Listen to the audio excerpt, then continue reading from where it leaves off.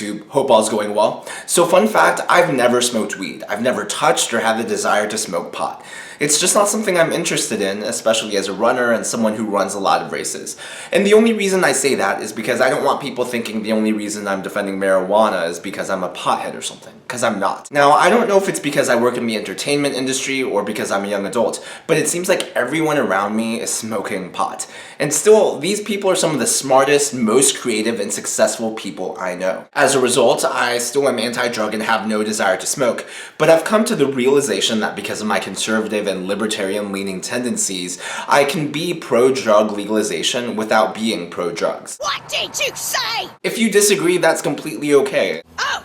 Instead of hitting the dislike button or unsubscribing, I'd rather you leave a comment explaining your point of view. But first, I want to share with you the 3 reasons why I think marijuana should be legalized. Number 1, it eliminates the black market. When you think about the war on drugs, chances are one of the first things that pops to mind is violence. And violence isn't just limited to the borders. It's prevalent within the mainland as well. There's this misconception that drug prohibition somehow eliminates or reduces the amount that drugs are used. But this couldn't be further from the truth. The reality is that approximately 40% of American adults have used marijuana at least once in their life. And the figures jump to over 50% when high school students are asked the same question. You see, people are going to smoke pot whether or not it's legal. And when a market is pushed underground, there's no regulation. So by eliminating the black market, we're actually improving public safety. In the black market, there's no quality control, which has many adverse effects for the consumer, which in turn affects the entire society. If you think about it, the black market is actually part of the reason there's so much violence, since the legal system isn't there for support. For instance, let's say there are 2 drug providers fighting over a geographical market. If they don't resolve it amicably, then this often results in a powwow, which places the public at risk as well. Any disputes between drug producers and consumers also face a similar risk. Number 2, better appropriation of resources. In the United States, we have the highest incarceration rate in the world, with 2.2 million people in jail. And each year, approximately 750,000 people are arrested simply because of possession. The reason that stands out to me is because when you look at the facts, marijuana is actually safer to consume than alcohol, which is already legal. The reality is that we're pouring all of our resources into something that really isn't that big of a deal compared to the other issues our nation faces security-wise. By legalizing pot, we would save $41.3 billion per year, and those resources could be reappropriated elsewhere. For example, if you've ever wondered why so many violent criminals are walking free, it's because the resources that should have been used to find them were used on the war on drugs instead. And I'm not just talking about funding, this includes police manpower and how it's being distributed as well.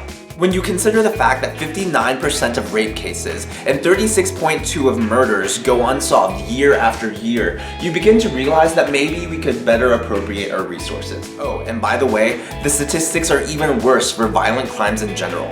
In short, most of the people arrested for possession are non-violent, while violent aggressors are able to walk free. Number 3, improving medical value. There's no denying the medical benefits of cannabis when properly applied, but there's still this negative stigma around it, which slows down its medical progress and ability to help others. So in my opinion, yes, it's possible, and maybe even politically healthy, to be anti-drug yet pro-drug legalization. With that being said, I think the worst argument people make, even though it's a good thing, is, oh hey, look at how much tax revenue we can make by legalizing weed. While that's true, I want to remind my conservative and libertarian friends that as long as we're fighting for liberty, higher taxes shouldn't be part of the discussion. But that's just me, and I'd love to hear your thoughts in the comments below. I'm actually providing links to all my sources so you can read where I got my information from. If you have any ideas for future videos, feel free to post them below, and I'll see you soon.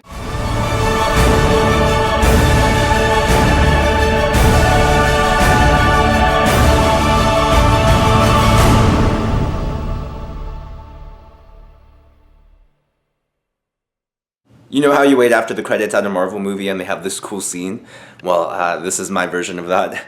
Yes, I am struggling from a cold, which is why I sound different, I guess. Was crazy and went for a 6-mile run yesterday in the Arctic freeze.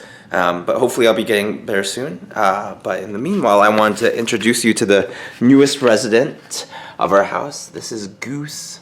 He's just 6 weeks old and he's gonna be a big dog soon. Say hi, Goose.